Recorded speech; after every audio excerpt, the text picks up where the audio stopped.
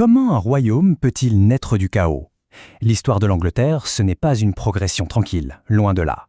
C'est une saga qui s'étend sur plusieurs siècles, marquée par des invasions, des guerres civiles, des rébellions, bref, une histoire violente.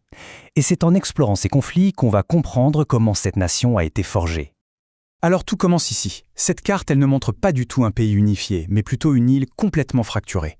D'un côté, on a les royaumes anglo-saxons qui tentent de survivre, et de l'autre, des vagues incessantes d'envahisseurs vikings, surtout des Danois, qui déferlent, s'installent et finalement redessinent toute la carte du pouvoir. Ce chaos, c'est le décor du premier grand conflit qui va vraiment définir l'Angleterre. Et attention, on ne parle pas de simple raid, mais d'une véritable guerre pour la domination totale du territoire entre les anglo-saxons et les Danois. Pour bien saisir l'ampleur de la présence viking, il faut comprendre ce qu'est le Danelaw. Ce n'était pas juste une zone d'occupation militaire, non. C'était une région immense où la culture et la loi scandinave étaient la norme. Les Danois n'étaient plus de simples envahisseurs, ils faisaient désormais partie intégrante du paysage. Le pouvoir, à cette époque, était dans une sorte de bascule permanente. La couronne anglaise passait sans arrêt des mains de rois anglo-saxons, comme le fameux Alfred le Grand, à celles de rois danois, comme Knut le Grand, qui a carrément fini par régner sur un gigantesque empire de la mer du Nord qui incluait l'Angleterre. Et maintenant, avançons jusqu'à l'année qui a absolument tout changé, 1066. C'est sans aucun doute l'année la plus décisive de toute l'histoire anglaise. Une lutte dramatique, à trois, pour un seul et unique trône. Le rythme des événements cette année-là est juste effréné. Imaginez, en janvier, l'Angleterre a un roi anglo-saxon. En septembre, ce même roi, Harold, doit courir vers le nord pour repousser une invasion norvégienne. Il gagne, mais à peine la victoire célébrée, une autre menace débarque au sud. En octobre, à Hastings, tout bascule. Harold est tué, et pour Noël, c'est un Normand qui est couronné roi. Le résultat de tout ça, c'est une nouvelle réalité politique. Guillaume n'est pas seulement le roi d'Angleterre, il reste aussi le duc de Normandie. D'un coup, toute l'élite anglo-saxonne est balayée et remplacée par des seigneurs normands.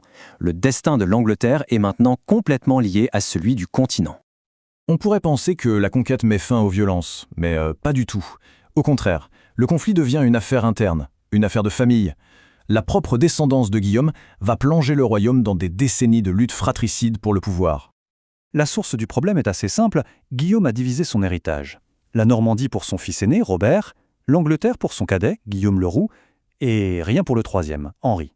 Cette décision a bien sûr déclenché une rivalité terrible, qui ne s'est terminée que lorsque Henri, parti d'Orient, a réussi à vaincre son frère Robert pour enfin réunir les deux territoires. Mais la paix, elle ne dure jamais bien longtemps. La génération suivante va connaître une crise encore plus grave.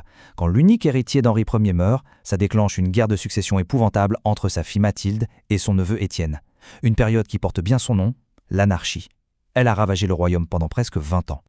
Et c'est de cette anarchie qu'une nouvelle et très puissante dynastie va émerger, les Plantagenets. Avec eux, le centre du pouvoir se déplace une fois de plus, et on assiste à la création d'un immense empire qui s'étend des deux côtés de la Manche.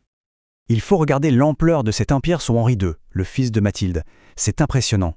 Grâce à son héritage et son mariage avec Aliénor d'Aquitaine, il contrôle quasiment la moitié de la France. Ces territoires sont bien plus grands que ceux du roi de France lui-même.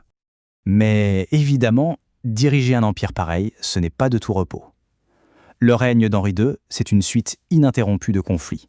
Contre son grand rival, le roi de France, contre l'Église, et de manière encore plus spectaculaire, contre sa propre famille. Sa femme et ses fils, Richard et Jean, se rebellent sans arrêt contre lui. Le récit bascule à nouveau avec l'un des fils d'Henri, le roi Jean.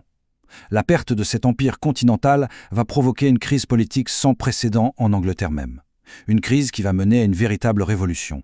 Jean, qu'on surnomme Jean sans terre, n'a pas du tout le prestige militaire de son frère Richard Cœur de Lion. Ses échecs sont cuisants.